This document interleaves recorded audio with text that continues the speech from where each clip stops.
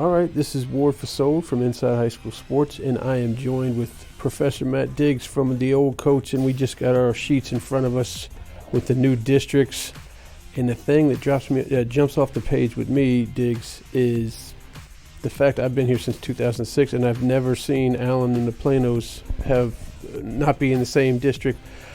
What does that mean to you, being a Plano East guy? Just seeing that you don't have to battle Allen every single year, or the next 2 years at least. Yeah, except that with the realignment, I mentioned to Ashley on Friday that our non-district schedule was pretty much set. We had Marcus in week 1, Lake Highlands in week 2, and Wiley in week 3. Well, when that happened, Marcus got married to Plano East, so Plano East is looking for a week 1 game. Allen is looking for a week 1 game. So there you go, Plano East Allen week 1. So we don't we don't avoid Allen for 2 years, but it's definitely going to be interesting because Allen and non-district versus Allen and district is a completely different animal. Now you're going to have Plano and Plano East, likely the 2 biggest teams in that district, with the Louisville and Coppell schools, and I think parity is really going to be the name of the game. When I look at this district, pretty much from top to bottom, I'm seeing about 3 touchdowns difference from the top to the bottom. So a move-in, an injury, I mean, all kinds of things can make this district in football just a complete mess. I think people are going to have, when they come up with their predictions in the summer, we're going to see 20 different predictions for this district. I mean, nobody's going to think the same way about this.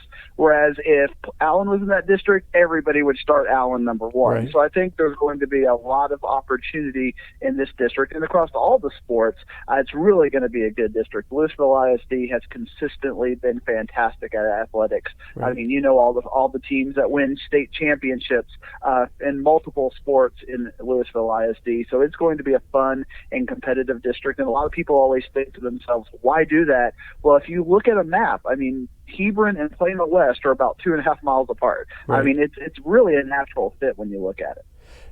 I was going to say the exact opposite way. When you look at Geyer and Flower Mound, Marcus and Flower Mound, they're like 4 or 5 miles away. I mean, I'd make that trek every time. But maybe you can open the eyes of people that see these realignments and may not understand. Do they do it more proximity-wise, or do they do it more competition-wise, or do you have no idea because it's a UIL deal and they keep everything secret?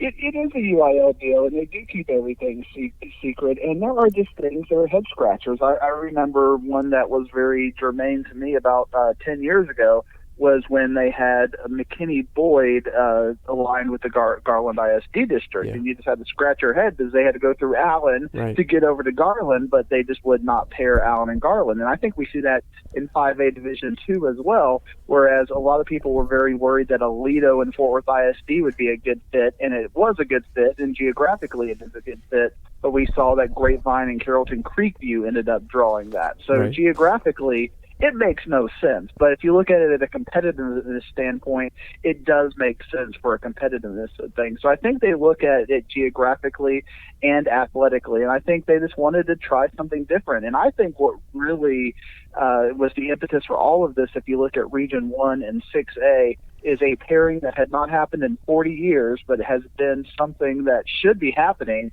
They finally made it happen. And I think when you put those districts together, and I'm talking about Arlington and Grand Prairie, I mean, you talk about 2003, you've been doing this, and you haven't seen Allen and Plano apart. Well, you'd have to go back to us being teenagers and before that to see Arlington and Grand Prairie together. Right. And now they're finally going to be together. And I think they decided, let's put this together. Let's put Arlington and Grand Prairie together and then build a district around, build the DFW area around all of that.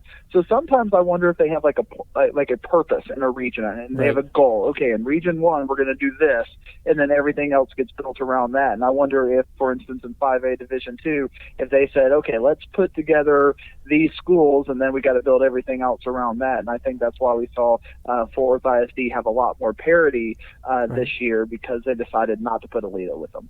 And it does look like in a lot of these districts we're going to see new playoff teams. I mean, they may not last long, but they may make it in there. I mean, you bring up Division or 5A and Division 1, you got Lancaster in there with the DISDs and a couple Carrollton teams. Well, a couple of these DISD teams probably haven't made the playoffs in God knows how long, or even some of the Carrollton squads, and now they have a chance to fill in those 2, 3, and 4 spots.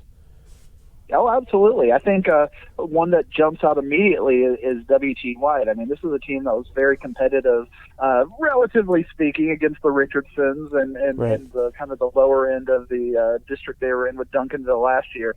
So I immediately think WT White's going to get one of those spots. I think Newman Smith is going to get one of those spots as well. And then I think for the fourth, you're going to have a little bit of chaos. But that's going to be fun. But what's not going to be fun is when they have to do by district. Because if you look at that District 5A Division One with Denton Ryan and Frisco Lone Star and Frisco Reedy and the Colony as likely your 4 playoff teams, and you've got some good teams in there. Frisco Independence and Frisco Lakeland are like, hey, what about us in that conversation?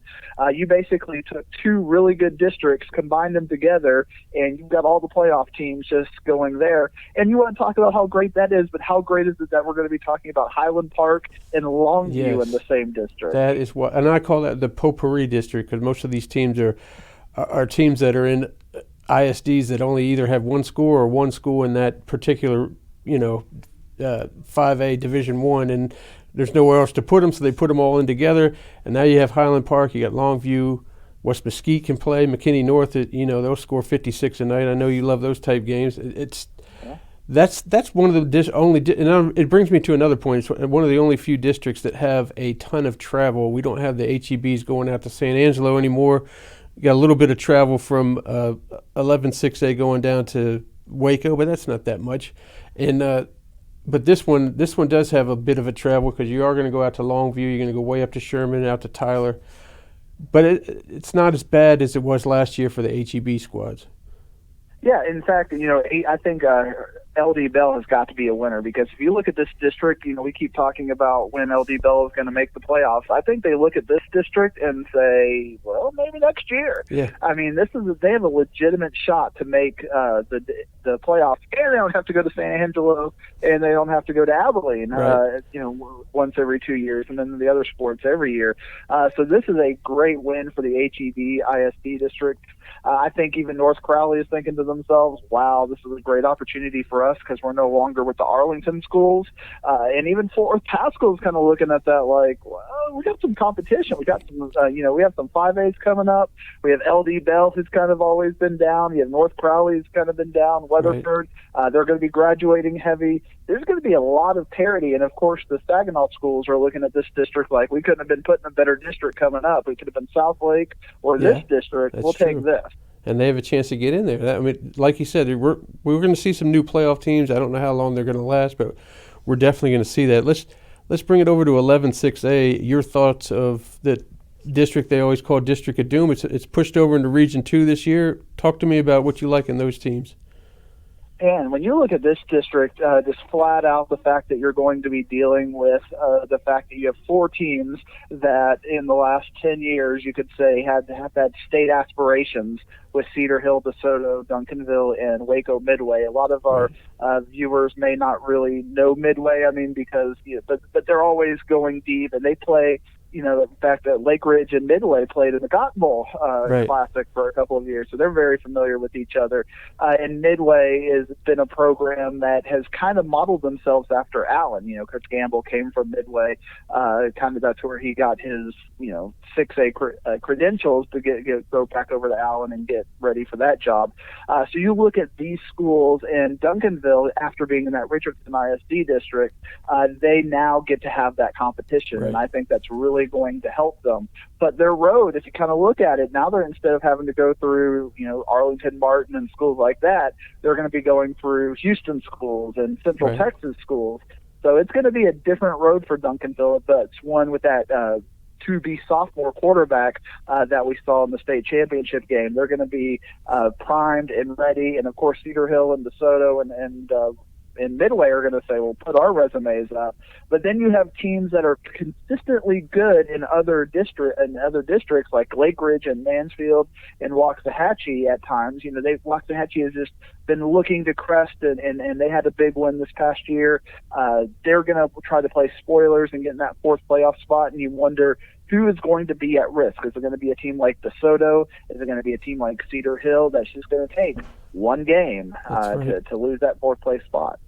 That's right. I guess that's the opposite side of all the DISD teams making the playoffs. We got some teams here that are legitimate playoff spots that are probably going to be missing out just because of the district you're in. But hey, you got to play who you play.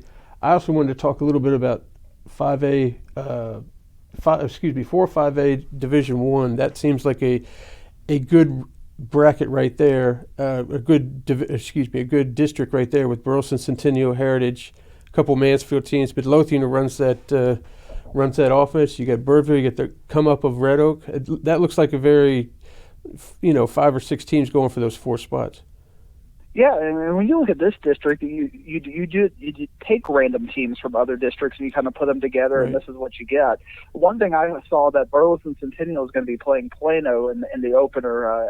They played El Paso Eastwood the last couple of years, and now they're going to play Burleson Centennial to start off the season. I think that'll give us a good chance to see Burleson Centennial and how good they're going to play. Red Oak has been better over the last couple of years, but their district, but they beat South Oak Cliff in that district. So we're going to find out how Red Oak is going to fare when they're playing good teams. We saw how Richland did last year, and they had a really good run. Now they're going to be dropping to 5A.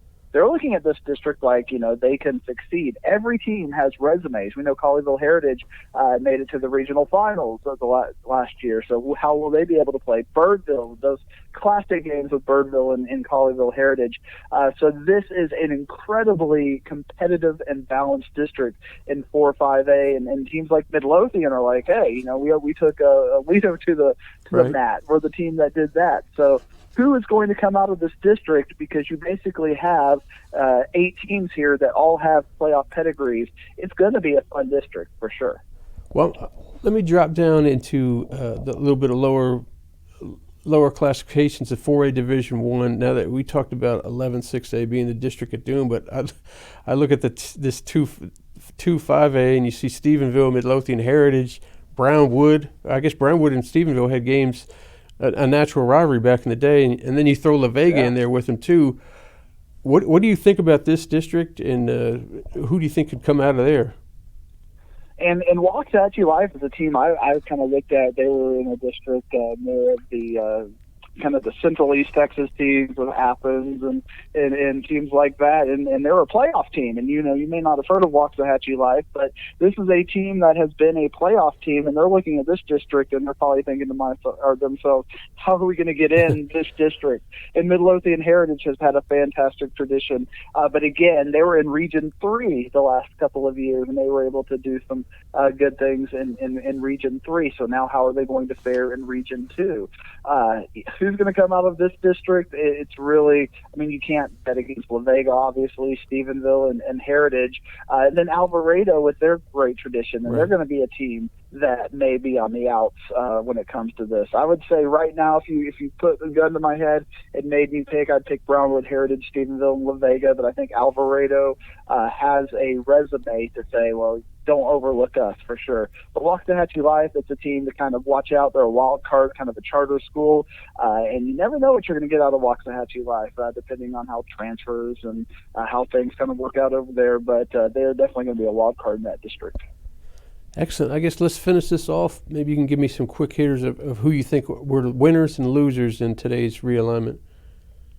Man, my Panthers, I don't know if they're going to be much of a winner in this. I think, unfortunately, they may get picked 7th or 8th in this district.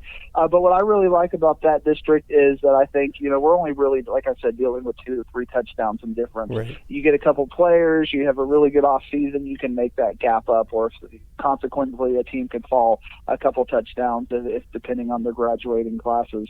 I have to think Euless and Bell are winners, getting out of the travel and having a really good district. I even think to a certain extent you look at Prosper and Allen. I think that they're very happy to have that alignment. Look at that top 3. You got, if I asked you who in District 5, 6A went the furthest in the playoffs, a lot of people would naturally think Allen probably did, but we know Denton Geyer lost in the state championship. So you've got Allen, Denton Geyer, and Prosper really being a top 3. I think McKinney and McKinney-Boyd would much rather have the Plano schools versus that top 3. So I think they're going to be a little bit of a loser when it comes to that. I think Jesuit is a big winner. They go from that Plano and Allen district to Irving and Richardson district, and I think Jesuit's going to be pretty much considered the district favorite now in that district. Wiley getting to stay with the Garland schools, that's a big win. So I would say that they are big winners. Everybody in District 11 6A is going to be losers as far as, competitiveness and getting to make it to the playoffs. And then their reward for getting out of that district is you got to travel to Killeen and Central Texas. Right. So I would say that is a little bit of a loser. Obviously, your coworker Ashley's Azle Hornets. They got a very good district setup, although they do have to go to Abilene Cooper once a year. So that'll be kind of an interesting thing. I think the fans are all winners because I think a lot of the things that we would want as fans, games we would want to see, Highland Park and Longview, Aledo not having to beat Forest ISD teams by 80 every week. I think a lot of this alignment is going to create a lot of competitive balance. So even though the UIL is not supposed to align based on what we want as fans, they kind of did this time. And I think we're going to be rewarded with 2 fantastic years of football because of it. Excellent. I mean, I'm actually looking forward to the Aledo Timberview game. Aledo may pull away, but at least they're playing somebody in their district. And I see Poteet as a possible winner as well, as they're in there with the Dallas ISD teams. I mean, they still got to go through South Oak Cliff, but it's a lot better than what was going on. So I appreciate you for joining us. Please don't drive too fast when you're coming through my neighborhood in Flower Mound when you come to see your Panthers. We'll track you down. And thank you for joining us, Diggs. Thank you for having me. Have a good one.